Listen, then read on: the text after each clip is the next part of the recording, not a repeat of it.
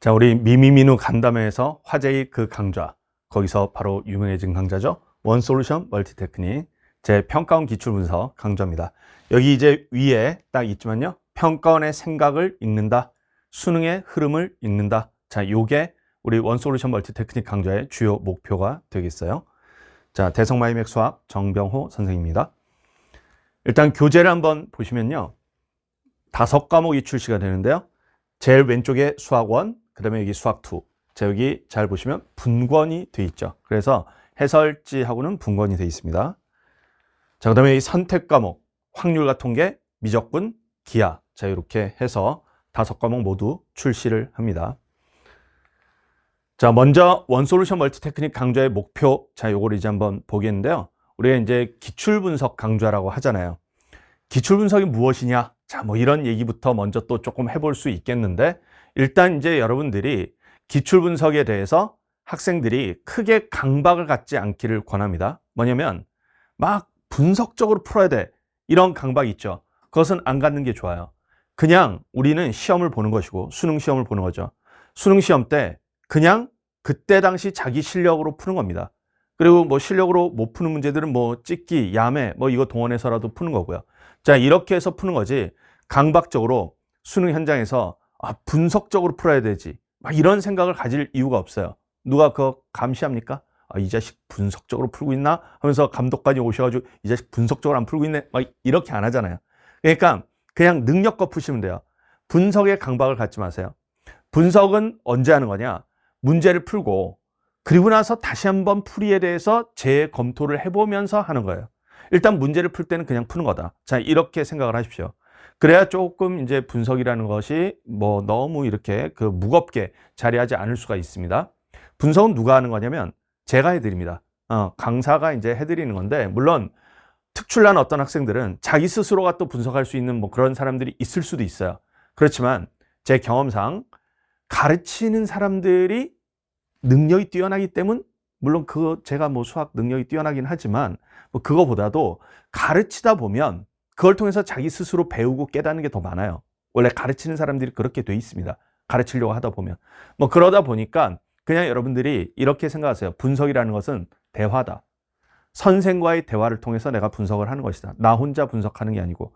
왜냐하면 나 혼자 분석하겠다고 생각을 하잖아요. 그럼 굉장히 머리 터져요. 그리고 시간 너무 오래 걸리고, 그렇지만 뭔가 내용 알맹이는 별로 없고 이럴 수 있습니다. 자, 그래서 그냥 분석에 도움을 얻는다. 그리고 이 원솔루션 멀티테크닉 강좌는 그런 도움을 주는 강좌다. 이렇게 생각을 하십시오. 자, 목표는요, 일단 이제 평가원이라는 그 한국 교육과정 무슨 평가원 막 이런 이름인데, 그 평가원이라는 기구가요, 수능을 출제하는 기관이에요. 자, 98년인가 그때 생겼어요. 그래서 거의 이제 30년이 조금 이제 안 됐는데, 자, 이 평가원이 어떤 원리로 문제를 출제하는지 경험을 하는 게 첫 번째 목표입니다. 자, 어떤 원리로 출제하는지 어떻게 합니까? 사실 평가원이 뭐 공식적으로 문서를 내는 게 별로 없어요. 그냥 뭐 평가원은 되게 당연한 소리를 합니다. 뭐냐면 뭐 교과서의 기본 개념으로 출제를 했고요. 그다음에 뭐 EBS 연계 문제 출제했고요. 뭐 그래서 교과서의 기본 개념과 뭐 EBS 문제 열심히 좀 풀어본 학생들은 누구나 풀 수 있는 문제로 출제했습니다. 당연한 소리지만 이제 반만 맞는 진실이죠. 뭐냐면 당연히 교과 과정 내에 있다라는 것은 맞는 얘기예요. 그렇지만 뭐 그것만 알면 누구나 풀 수 있는, 그건 또 아니죠. 왜냐하면 그 개념을 아는 것과 그것을 적용하는 것 사이에는 굉장히 큰 간극이 있지 않습니까? 그 간극을 이제 학생 스스로 메우라는 건데, 그게 이제 힘드니까 뭐 저나 뭐 다른 선생님들이나 도움을 드리는 거죠. 자, 이런 거고요. 조력을 하는 겁니다. 근데 이제 저 같은 경우는 이제 이 가르치는 게 뭐 20 몇 년 이제 가르치다 보니까 평가원이 어떤 원리로 출제하는지에 대한 뭐 공식 문서가 없어도 그 촉이 있습니다. 왜냐면 매번의 그 기출 문제들을 봤을 때 그 기출 문제의 패턴이 어떻게 바뀌었고 이런 것들을 딱 보기 때문에 촉이 있어요. 그 촉을 가지고 제가 다 저의 감각, 이런 거죠. 직관, 이런 걸 가지고 이제 여러분들에게 가르친다. 이렇게 보시면 돼요. 그리고 아마 그 26학년도 수능 총평 그거에 대해서 제가 이제 영상 찍어서 올린 게 있는데, 그런 걸 보시면 제 촉이 어떤지를 잘 보실 수 있어요. 제가 6평, 9평 어떻게 나왔기 때문에 수능에 어떤 게 나올 것 같다라고 대략 예측한 게 상당히 들어맞은 그런 게 있습니다. 왜냐하면 단연간 제가 계속 관찰을 해왔기 때문에. 뭐 그래서 이제 제가 거기서도 얘기했지만 뭐 육구평과 수능은 독립시행이다. 이게 말이 안 된다. 이런 얘기를 제가 했었단 말이에요. 왜냐하면 분석을 해보면 연계가 상당히 있다는 걸 알 수 있어요. 물론 그게 매년 또 자를 수도 있지만 일단은 2019학년도 이후 2019학년도부터 그때부터는 거의 확실히 그런 경향이 있습니다. 그래서 제가 이렇게 계속해서 느껴왔던 이런 것들을 기준으로 해서 어떤 원리로 출제하는지 자 이것들을 제가 많이 알려드려요.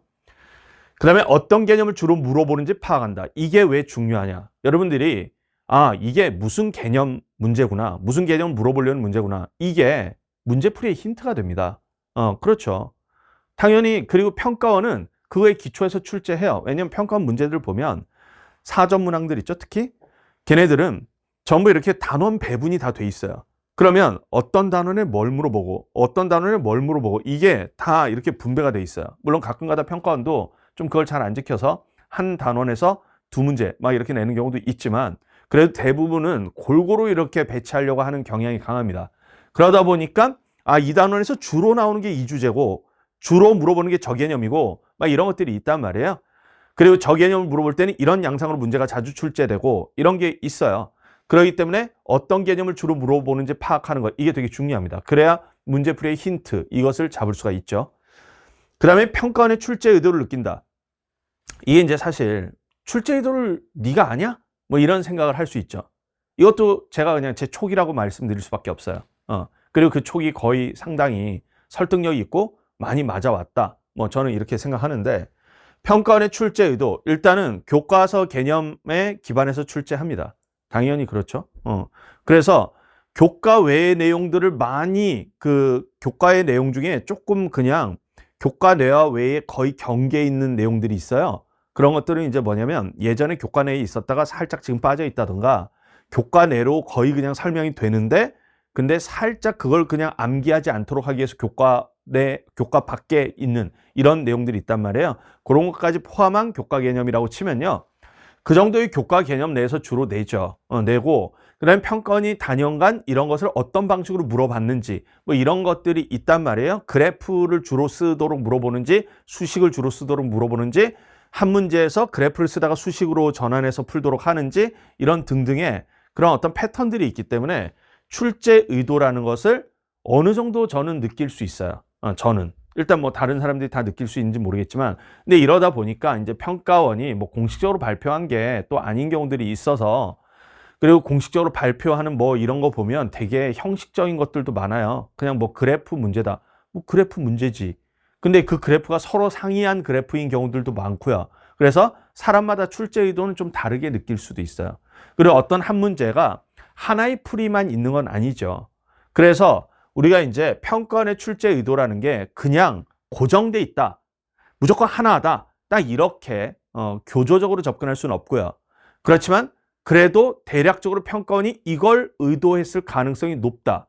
이런 정도의 확률적인 개연성 정도의 어떤 출제 의도 이런 것은 우리가 파악할 수 있습니다. 그리고 제가 단연간의 우리가 이 연구 이런 걸 통해서 그리고 저는 이제 기본적으로 다른 선생님들과 다르게 문제를 직접 출제를 많이 해봤기 때문에 제가 이제 제 모의고사 같은 거 있잖아요. 그 다음에 N제 이런 데 문제들 이런 거를 뭐 작년 같은 경우는 제가 너무 바빠서 출제를 많이 못했고 근데 재작년까지만 해도 출제를 많이 했단 말이에요.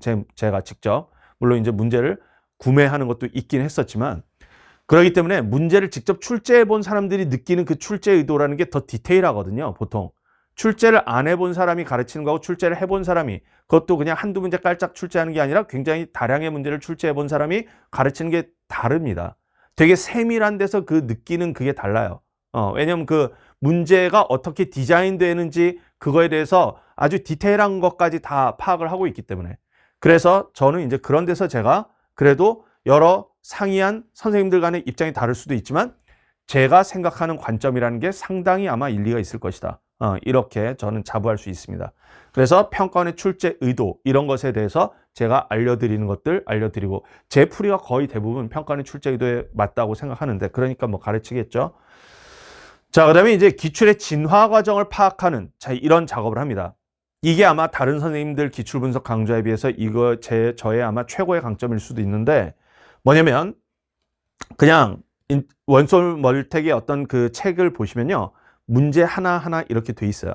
그래서 문제 하나 풀어주고 뭐 이렇게 합니다. 그리고 그거 관련된 이게 어떤 개념을 쓴 문제고 뭐 이런 것들 제가 이제 설명을 하죠. 출제 의도가 어떤 것 같고. 그런데 중요한 게 뭐냐면 이 문제에서 저 문제로, 저 문제에서 저 문제로 이렇게 평가원이 이것을 어떻게 진화 발전시켜서 출제했는지에 대해서 제가 설명을 많이 해드려요. 제가 이런 거를 되게 디테일하게 많이 읽고 있기 때문에 평가원이 어떤 식으로 행동한다 이런 것을 많이 읽고 있고, 물론 평가원이 제가 만약에 일타였다면 저 인간이 얘기하는 거 피해서 출제해야지, 물론 이럴 수도 있는데 아직 일타가 아니어서 뭐 저까지 신경을 안 쓰겠죠. 그러니까 나름 뭐 평가원이 저까지 신경 안 쓰니까 제가 생각한 대로 움직일 가능성이 꽤 있고요. 그리고 심지어 제가 일타가 된다 손 쳐도 제가 생각한 대로 움직일 가능성이 저는 꽤 있다고 봐요. 왜냐하면 저는 평가원의 행동에 그 평가원의 처지, 그 출제자들의 처지에 기초해서 생각을 해보거든요. 그 사람들이 지금 이런 처지에 있기 때문에 이렇게 출제할 가능성이 높다. 이렇게 저는 주로 생각하기 때문에 그들이 의식하든 의식하지 않았던 간에 그들의 놓인 처지 때문에 어떤 행동에 제약이 있다는 걸 저는 읽고 있기 때문에 그거에서 비롯된 어떤 진화 과정에 대한 분석, 이것을 제가 많이 한단 말이에요. 그리고 그것이 예측해서 어느 정도 맞은 것들도 꽤 있어요. 이런 것이 다음번에 진화 발전되면 이렇게 출제 가능하다. 그래서 요즘 보니까 이거를 제가 제 인강 2018년에 런칭했는데 그때부터 계속 쓰던 말이에요. 기출의 진화 과정을 알려준다. 그래서 확장 가능성이 있는 풀이, 이 문제에만 풀 수 있는 풀이가 아니라 그 다음에 이게 진화 발전된다면 풀 수 있는 풀이, 이런 것들도 배우는 게 좋다. 이런 얘기들을 제가 많이 했는데 그때만 해도 아무도 그런 얘기를 하지 않았어요.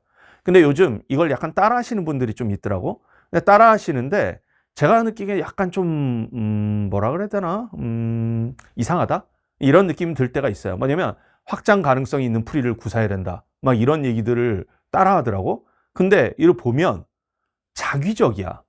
제가 느끼기에 뭐냐면 확장 가능성이라는 게 어떤 여기에서 이렇게 딱 변형되면 어떻게 된다라는, 이게 이 변형될 가능성이 있어야 된단 말이에요. 근데 제가 느끼기엔 출제 가능성이 별로 없는 방향으로의 확장 가능성을 막 생각을 해놓고는 그거에 확장 가능성이 있는 풀이를 구사해야 된다 이러면서 다른 풀이를 막 까더라고. 그런 건 잘못된 거죠. 우리가 확장 가능성이 있는 풀이 이걸 할 때는요, 기존에 있는 풀이를 그대로 일단은 그걸 깔 필요가 없어요. 기존에 있는 풀이를 일단은 하나 확보를 하고 그 다음에 이게 확장된다면 어떤 것도 배워가는 게 좋겠다 해서 쌓아나가는 방식의 학습을 해야지, 이 선생들이 마케팅을 위해서 기존에 있는 풀이를 까고 그걸 이제 다른 선생의 풀이겠지만 아마 그거 얘기를 안 하면서 은근히 그게 하수들의 풀이 이런 식으로 까고 그 다음에 이거 고수들의 풀이다 이런 식으로 해서 막 자꾸 얘기하는데, 제가 느끼기에 자기적인 게 너무 많아. 출제 가능성 별로 없고 거의 평가원의 어떤 흐름하고 안 맞는 이런 것들도 많은데 저는 그런 걸 가르쳐 주진 않습니다. 자기적으로 확장시키진 않아요. 그냥 기출의 진화 과정을 봤을 때 합리적으로 확장이 가능한, 진화 발전될 가능성이 있는 이런 것들에 기초해서 그거에 대해서는 확장 가능한 풀이들 이런 것들도 알려준다. 그걸 배워간다는 게 중요합니다. 자, 그 다음에 이제 또 목표. 제 강좌 이름이 원솔루션 멀티 테크닉 아닙니까? 원솔루션, 하나의 풀이, 하나의 해법이란 얘기예요. 멀티 테크닉, 다양한 풀이, 다양한 뭐 풀이법들 이런 건데 중요성은 어디에 있습니까? 당연히 앞에 있죠. 원솔루션. 이게 중요합니다. 멀티 테크닉은 보조하는 거예요. 이렇게 보셔야 되는데, 이게 이제 요즘 다양한 풀이를, 이것도 이제 선생님들이 많이 따라 하시는 것 같은데, 제가 이제 2018년도부터 병훈 선생님이랑 같이 패스파인더 이거 할 때 다양한 풀이법들 진짜 많이 알려드렸거든요. 어떤 한 문제에 막 6가지 풀이 막 이런 것도 알려드리고 뭐 그랬는데, 그러다가 이제 보니까 이제 여러 또 다른 선생님들이 막 다양한 풀이 알려주는 것으로 이제 풀이법들을 막 바꾸시더라고. 그러던데, 근데 저는 이제 거기서 한 단계 더 나아가서 그냥 다양성이 중요한 게 아니다. 실제 수능 실전에서는 원솔루션, 이게 중요하죠. 저도 그래요. 저도 그냥 수능 시험지가 딱 나오잖아요. 또는 평가원 모의고사 나오잖아요. 평가원 모의고사 나오면 여기서 촬영하기 위해서 스튜디오에서 그냥 다다다다다 풀고 저도 이제 풀이를 하는데 수험생처럼 풉니다. 그렇게 푸는데 수능 실전에서 뭐 평가원 모의고사 실전에서 어떤 문제에 대해서 풀이법이 저도 이제 딱 봤을 때 2-3가지 저울질을 할 수 있겠구만 이런 생각을 하죠. 그렇지만 그거에 대해서 일단은 수능 실전에서는 보통 하나를 택해가지고 그거를 구사하게 돼 있어요. 수능 실전, 수능 날 여러 풀이를 막 동시에 구사하는 것은 시간이 허용하지가 않아요. 그렇기 때문에 보통 하나를 픽해서 하게 돼 있는데, 그렇기 때문에 여러분들이 안정적인 고득점을 받으려면 뭐가 중요하냐면, 일단 하나의 중심적인 풀이 있죠. 이걸 굉장히 많이 연마하는 게 되게 중요합니다. 제가 생각했을 때 교과 개념에 기반해 있고 평가원의 출제 의도에 거의 부합한, 평가원이 아마 이걸 주되게 의도하고 출제했을 것 같은, 주로 교과 개념 기반이죠. 자, 그런 풀이법들, 이거를 익히는 게 일단 중요해요. 아마도 많은 선생님들이 하수의 풀이라고 아마 깎아내릴 법한 그런 풀이들일 수도 있는데, 수능 실전에서는 결국 그게 중요하거든요. 잡기술이 중요한 게 아니라 그런 게 중요한 거예요. 그래서 그것들을 일단 강하게 연마하는 게 중요합니다. 근데 그 연마하는 게 어찌 보면 쉽다고 생각할 수도 있지만 어찌 보면 그게 쉬운 게 아니에요. 정석적 풀이를, 모든 문제에 대해서 정석적 풀이를 따박따박 하는 것, 이게 꼭 쉬운 건 아닙니다.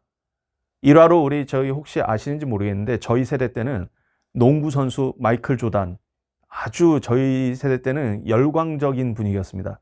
지금도 제가 봤을 때는 뭐 그 농구에서 가장 알아줄 만한, 저는 스포츠 전체에서, 프로스포츠 전체에서 가장 뛰어난 선수 꼽으라고 하면 마이클 조단을 꼽는데, 마이클 조단이 이제 그 경기를 하다가 어떤 상대편 감독이 너는 점프슛밖에 못하지 않냐? 뭐 이런, 3점슛도 못하고 뭐도 못하고 점프슛밖에 못하지, 이렇게 이제 비아냥대는 그런 얘기를 했더니, 이 마이클 조단이 또 이제 고수 중에 고수 아닙니까? 다른 적당한 고수들이라면 이랬겠죠. 다음 경기 때 딱 나와서 내가 점프슛밖에 못한다고? 아니다. 내가 얼마나 실력이 뛰어난지 보여줄까? 그러면서 막 덩크도 하고 뭐도 하고 3점슛도 쏘고 점프도 하고 점프슛도 쏘고 막 그랬겠죠. 근데 마이클 조단은 그런 방식으로 증명하려고 하지 않았어요. 그냥 무조건 경기를 압도적으로 이기는 게 중요했고, 그래서 어떻게 행동했냐? 그래, 나는 점프슛만 한다. 그래서 점프슛만으로 한 60점을 넣었나? 점프슛만, 정말 점프슛만 했습니다. 2점짜리 점프슛. 그거로 압도적으로 상대편을 그냥 찍어 누르는 그런 걸 보여줌으로써 그 상대편 감독이 찍소리도 못하게 이렇게 만들었죠. 여러분들도 그런 고수가 되라는 거예요. 근데 그게 쉬운 거 아니라는 거 알겠죠? 제가 마이클 조단을 예로 드는 게 왜 그런지 알겠죠? 쉬운 게 아니라는 것입니다. 엄청난 고수는 그 기본기에 대한 엄청난 훈련, 이게 있어야 되는 것이고요. 여러분들이 수능 때 압도적인 고득점, 안정적인 고득점, 이걸 받으려면 기본기에 대한 강한 훈련, 이게 굉장히 중요합니다. 잡생각을 하지 않는 게 되게 중요해요.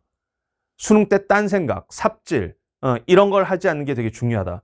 근데 지금 제가 뭐 단연간 계속 보면 상위권 애들 중에도 이 어설픈 상위권 친구들이 그 잡생각, 어디서 이제 그 대치동 이런 데서 수업 듣고 왔는데 이상한 스킬들 들고 와서 그게 막 이제 여기저기서 막 써먹을 수 있을 것 같은 기분인 거야. 사실 근데 그 많은 스킬들이라는 게 여기저기 못 써먹기 때문에 스킬이에요. 되게 단편적인 데 써먹을 수 있기 때문에 혹하는 거죠. 사실 확장 가능성이 되게 떨어질 수가 있는데. 근데 막 그거를 여기저기 써먹으려고 하는 거야. 자기적으로. 왜? 사실 잘 이해를 못했기 때문이죠. 전체적으로 그 문제의 상황을 잘 이해를 못했기 때문에 그냥 여기저기 어디서 신기한 거 하나 가져와서 막 써먹으려고 하는데 안 통하지, 당연히. 그리고 이상하고. 그럼 이상하면 막 5개념의 기초한 이상한 풀이들을 막 구사해. 그러다 보면 어쩌다가 어떤 문제에서 맞았어. 그렇지만 다른 문제에서는 또 틀리네? 그래 놓고는 이제 저한테 와서 제 예전에 재종반 수업할 때 와가지고 이거 왜 안 되죠? 막 이렇게 물어보는 거야. 왜 안 되긴? 그게 이상한 거니까. 접근이 이상한 거니까. 뭐 이런 게 너무 많아요. 그래서 저는 수능 실전에서 여러분들이 실제 고득점을 받으려면 하나의 중심적 풀이를 빠르고 정확하게 떠올리는 게 되게 중요하다라는 거. 그리고 그걸 반복 훈련하는 게 되게 중요하다는 거. 쉬운 길일 수도 있지만 쉬운 길이 아닐 수도 있어요. 여러분들 그냥 말이 쉽지만 그것을 굉장히 반복 훈련하고 다른 격가지의 것들을 제거하고 다른 그 이상한 쓸데없는 스킬이라고 하는 것들 또는 오개념들 막 이런 것들, 그런 걸 쳐내고 딱 중심적 풀이를 반복 연습하는, 이게 여러분들에게는 굉장히 훈련이 요구되는 바다. 그래서 단편적 스킬 암기가 아니라 개념과 논리적 접근에 기초한 독해력이 중요합니다. 여러분들 독해를 제대로 못해서, 문제를 제대로 이해 못해서 못 푸는 게 대부분이지 무슨 공식 하나 못 외워서 못 풀고 그런 게 아니죠. 그런 게 아닙니다. 제가 프로메테우스 언바운드 거기 OT에서도 얘기했지만 여러분들이 무슨 암기를 못해서 수학을 못하는 게 아니에요. 이해를 잘못해서 못하는 게 되게 많아. 이해를 엉뚱하게 하고. 근데 바로 이제 이런 각종 스킬이라는 것들이 이해를 방해하는 경우들이 많거든요. 자, 그래서 여러분들은 일단은 이런 독해력, 바로 그래서 개념과 논리적 접근에 기초한 독해력과 풀이 구사력, 이걸 굉장히 많이 훈련하고 그거에 기초해서 스킬들을 몇 개를 더 쌓아 올라가면 돼요. 그런 게 개념에 기반한 스킬들이면 그러면 여러분들이 그걸 플러스 시키는 게 좋다는 거야. 근데 그런 게 아니라 개념과 동떨어진 것들이 너무 많은데 그런 거에 큰 관심을 갖지 마라. 그러니까 제가 알려주는 것들이나 그냥 잘 하세요. 그러면 됩니다. 제가 알려주지 않는 것들은 다 이유가 있어요. 저도 이제 시중에 어떤 뭐 얘기들이 유행이다 이런 것들은 이제 저도 들어서 아는데, 그렇지만 제가 안 알려주는 이유가 뭡니까? 쓸데없고 해가 된다라고 생각하기 때문에 안 알려주는 것들이 대부분이에요. 그런 거기 때문에 제가 알려주는 것을 정확하게 잘 익히는 게 되게 중요합니다. 뽐내기한 자규적 풀이 이런 거 안 합니다. 저 이제 딱 봤을 때 저는 되게 촉이 뛰어난 사람이라서 제가 이제 사람과 몇 번 대화를 나눠보면 아, 이 사람 어떤 사람이구나 이런 것들도 많이 읽는 편이고, 그냥 제가 인생을 살아오면서 그런데 굉장히 밝은 사람이라는 걸 저도 알게 되었는데 되게 촉이 뛰어나요. 그래서 딱 보면 일단 어떤 풀이를 봤을 때 딱 봤을 때 이거 이상한 풀이다. 다 보지 않아도 이거 느낌이 이상하다. 왜냐면 초입부터 이상하게 지금 접근하는 것 같은데 그런 것들이 많습니다. 그런 것들은 제가 느끼기엔 다 자규적 풀이들이에요. 개념에 기초하지 않은 끼워 맞추기식 그런 것들이 많은데 이런 자규적 풀이 하지 않습니다. 그렇지만 개념에 기초한 바로 기출의 진화 가능성, 이것을 염두에 둔 확장 가능성이 있는 풀이, 그것들까지는 제가 해드린다. 자, 이렇게 보시면 돼요. 그래서 하나의 중심적 풀이, 원 솔루션. 멀티 테크닉이라는 것은 어떤 문제는 있는 게 있고 없는 게 있죠. 뭐 어떤 문제에 대해서 풀이가 막 여러 개가 꼭 다 있는 게 아니잖아요. 하나의 풀이만 있는 것들도 있고 여러 풀이가 있을 수 있는 것들에 대해서는 확장 가능성이 있는 풀이들, 자, 이런 것들을 제가 알려드립니다. 자, 그래서 그것들을 잘 공부하시면 되겠다. 자, 수강 대상 말씀드리겠는데요.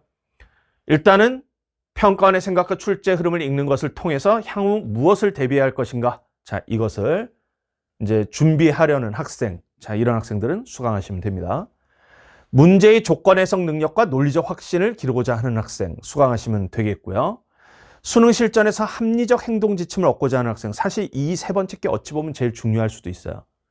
수능 실전에서 딴 생각, 뭐냐면 엉뚱한 자기적 생각을 하느라고 문제를 제대로 독해하지 못하는 이런 일 최소화시키고, 삽질 최소화시키고, 문제를 딱 읽으면 수능 때는 기계적으로 풀어야 됩니다. 거의. 수능 시험이 사고력 시험이죠, 물론.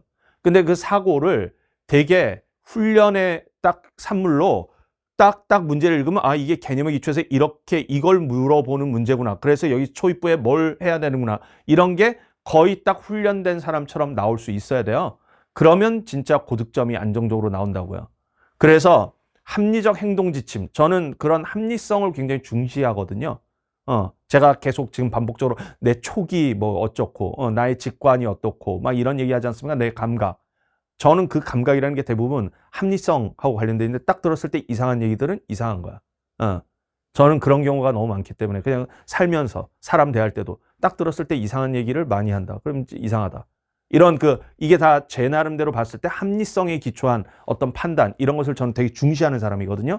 그랬을 때 수능 때 합리적 행동 지침, 자, 이것을 여러분들에게 확고하게 자리 잡아준다. 자, 그래서 그걸 기대하는 학생들이 수강 대상이고요.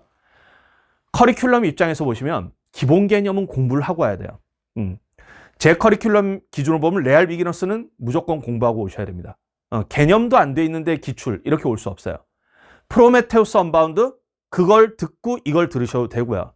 아니면 그걸 들으면서 얘를 같이 병행하셔도 돼요. 뭐 그렇게 하셔도 되는데 그건 이제 여러분들이 하기 나름이죠.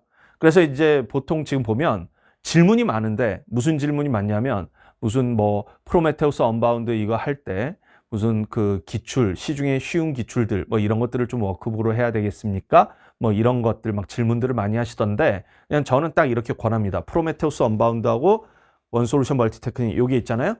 순서를 만약에 프로메테우스 언바운드 끝내고 원솔루션 멀티테크닉 이렇게 하고자 한다면 그러면 프로메테우스 언바운드랑 프로메테우스 언바운드 워크북 이걸 같이 하고 그다음에 원솔 멀텍 할 때 뭐 시중의 기출을 같이 워크북처럼 푼다든가 이렇게 하는 방법이 있고 아니면 워크북을 스위치 바꿔서 프로메테우스 언바운드 할 때 시중에 기출 중에 킬러 정도 제외하고 나머지 그냥 좀 한번 풀어본다든가 이걸 워크북처럼 하시고 원솔루션 멀티테크닉 할 때 프로메테우스 언바운드 워크북을 같이 푸시고 뭐 그렇게 하셔도 괜찮습니다. 뭐 그렇게 하시던지 나는 그게 아니라 그냥 이 워크북 종류들은 다 엔제 풀 때 다 하겠어. 그래서 일단은 프로메테우스 언바운드하고 원솔 멀텍 이걸 먼저 같이 병행해서 듣겠다. 그렇게 하셔도 돼요. 강의 중심으로 해서 일단은 그렇게 좀 하시고 그런 뒤에 나머지 것들을 이제 엔제 풀듯이 원솔루션 멀티테크닉 다 완강한 뒤에부터 시작하겠다. 그렇게 할 수도 있을 거예요. 자, 요렇게 이제 뭐 학습 순서는 그런 정도로 하시면 되겠고요. 자, 그러면 이제 교재 및 강의 정보 요거 이제 보겠습니다. 과목을 보시면 전 과목 출시하고요. 2월 중 완강할 예정입니다. 교재 문항은 오직 평가원 기출로 구성되어 있고요. 최신 기출을 중심으로 최근 트렌드에 맞는 기출을 선별했어요. 몇 개년 기출입니까? 라고 물어보시는 분들이 꽤 있던데 적어도 한 6, 7년에서 7, 8년 정도는 거의 다 실려 있다고 보시면 돼요. 그러면 되고 10년 이내의 것들도 거의 상당 부분 많이 실려 있어요. 거의 그렇고요. 어떤 단원의 경우는 수능 거의 초창기부터 실려 있는 것도 있어요. 삼각함수 단원 이런 데 기출이 너무 적기 때문에 예전에 그 수능 범위 안에 직접 출제 범위 안에 안 들어갔던 때가 너무 길어서 그래서 그런 것들은 기출이 적으니까 좀 그 이전 기출부터 있는 것들도 좀 있을 수 있어요. 자, 어쨌든 충분하게 기출이 선별돼 있다. 이렇게 보시면 되고 28학년도 수능 예시문항까지 다 포함이 되어 있습니다. 자, 이렇게 보시면 돼요. 자, 그걸 포함시킨 이유는 제가 작년에 이미 원솔루션 멀티테크닉 파이널 때도 이미 포함시켰어요. 제가 어떻게 포함시켰냐면 제가 그때 그냥 OT 때도 분명히 얘기했습니다. 뭐냐면 이게 28학년도 수능 예시문항이지만 26학년도 수능에 나올 수가 있다. 26학년도 6평, 9평에 이미 나는 그 수능 예시문항 문제가 변형해서 나왔다고 본다. 22학년도 수능 예시문항 때도 마찬가지였기 때문에 그때도 20년도에 나온 22학년도 수능 예시문항이 20년 4월인가 나왔는데 바로 그의 6평 그 다음에 수능 이때 바로 그 연계 문제가 나왔다. 실제로 이번에 26학년도 수능 22번 지수로 문제 있잖아요. 그게 저는 28학년도 수능 예시문항 30번 그거하고 관련돼 있다고 봅니다. 다 그 흐름 속에 있는 거라고 봐요. 그래서 28학년도 수능 예시문항까지 다 들어가 있다. 자, 문항 난이도는 1부 3점. 3점 아주 쉬운 것들은 없어요. 좀 분석 대상이 될 만한 것들. 자, 그런 것들 위주로 실었습니다. 그 다음에 4점, B킬러, 중킬러, 킬러. 자, 요렇게 있고요. 문항수는 요렇게 적혀 있습니다. 수학원 168문항, 수학투 197문항, 미적분 224문항, 확률과통계 219문항, 기하 179문항. 제가 직접 작성한 해설이 굉장히 많이 있고요. 제가 작성한 해설, 병훈 선생님이 작성한 해설, 저희 이제 연구실에 있는 우리 해설 작성 전문가 연구원분이 있는데 그분이 작성한 해설 이런 게 섞여 있어요. 몇 년 전만 해도 거의 저랑 병훈 선생님이 작성한 해설이 다였습니다. 다였고요. 근데 이제 우리 최근에는 이제 연구원분이 작성한 해설들 이런 게 조금 꽤 있고요. 그다음에 이제 해설지가 분권돼 있습니다. 그다음에 전문항 연관 개념이 포함되어 있는데 이런 질문이 있더라고요. 이번에 프로메테우스 언바운드의 불꽃 디렉션 이게 너무 도움이 됐는데 자, 여기 원솔루션 멀티테크닉에도 그게 실려 있습니까? 연관 개념이라고 해서 개념과 그다음에 행동 지침에 관한 게 원래부터 있었어요. 여기 원솔루션 멀티테크닉이 원래 있었습니다. 다만 그게 해설지 파트에 있어요. 해설지 파트에 있고 그래서 뭐 그 내용들이 원래 좀 있다. 근데 이제 아무래도 프로메테우스 언바운드는 제가 가장 최신에 작성한 것들 이거기 때문에 정말 조금 더 행동 지침의 성격이 좀 더 강해요. 강하고 여기 연관 개념은 행동 지침 내용 일부 포함되어 있고 개념 그게 또 정리가 되어 있고요. 근데 개념 정리되어 있는 게 또 중요한 거예요. 왜냐하면 제가 앞서 개념이 힌트라고 했기 때문에. 자, 그래서 그런 내용들이 좀 포함되어 있다라고 보시면 되겠습니다. 원솔루션 멀티테크닉 문항수가 적은 것 같은데 충분합니까? 이런 질문들이 꽤 있더라고요. 충분합니다. 뭐가 충분하냐? 평가원 문제에 대한 분석을 하는 데 있어서는 충분해요. 그러면 시중에 교육청, 사관학교, 경찰대 뭐 기출 풀 필요 없습니까? 경찰대는 풀 필요 없어요. 수능이랑 출제 경향 안 맞습니다. 교육청, 사관학교 푸셔도 되는데 이거는 이제 막 분석하는 느낌보다는 그냥 엔제 같은 느낌이에요. 뭐 엔제라는 게 뭐 별겁니까? 그냥 그 교육청이나 사관학교나 평가원이나 이런 데서 안 만든 그냥 사설기관이 만들었다는 게 엔제지. 그냥 그런 거예요. 그게 그냥 자작 문제다고 하니까 가치가 더 뻥튀겨 있어 보이는 거죠. 마케팅 같은 거지 뭐 일종의. 근데 교육청 문제도 여러분들이 처음 보는 거면 엔제죠. 처음 보는 문제야. 그러면 엔제지 뭐. 똑같은 거예요. 그러니까 교육청, 사관학교 문제들은 나 그냥 엔제 풀듯이 풀게 라고 생각하시면 푸시면 돼요. 그런 입장에서 보면 이게 문제수가 적다고 볼 수 있어. 그냥 문제 양치기 같은 느낌으로 풀겠다라고 하면 적다고 볼 수 있는데 분석의 대상으로 보면 평가원 기출들은 그냥 거의 그래도 중요한 게 다 담겨 있기 때문에 분석의 대상으로 보면 이 정도 충분하다. 자, 이렇게 보시면 되겠습니다. 그래서 원솔루션 멀티 테크닉 공부 열심히 하시라. 자, 이렇게 좀 당부 드리겠습니다. 자, 교재 그냥 예시인데요. 여기 그 뭐 예를 들어 28학년도 수능 예시 문항 30번 뭐 이런 문제죠. 아, 대표 기출 3-30 해서 이런 식으로 문제가 실려 있구나. 그다음에 해설지는 이제 요거는 이제 수학 2 내용인데 뭐 여기에 해설 뭐 있고 해설 1, 2 막 이렇게 있는 것도 있고요. 그다음에 연관 개념 해서 뭐 이렇게 적혀 있죠. 요게 바로 프로메테우스 언바운드의 바로 불꽃 디렉션 뭐 이런 거 하고 그냥 흡사한 자 그런 게 해설지에 또 적혀 있습니다. 자, 평가원의 생각을 읽는다, 수능의 흐름을 읽는다. 평가원 기출분석 2027 원솔루션 멀티 테크닉. 자, 열심히 수강하시고요. 우리 프로메테우스 언바운드하고 원솔루션 멀티 테크닉 요 두 개를 일단은 6평 전에 진짜 확실하게 잘 마스터하고 학습을 하시면 충분히 고득점 여러분들 맞을 수 있으니까요. 열심히 같이 공부하도록 합시다. 자, 그러면 이것으로 OT 마치도록 하겠습니다.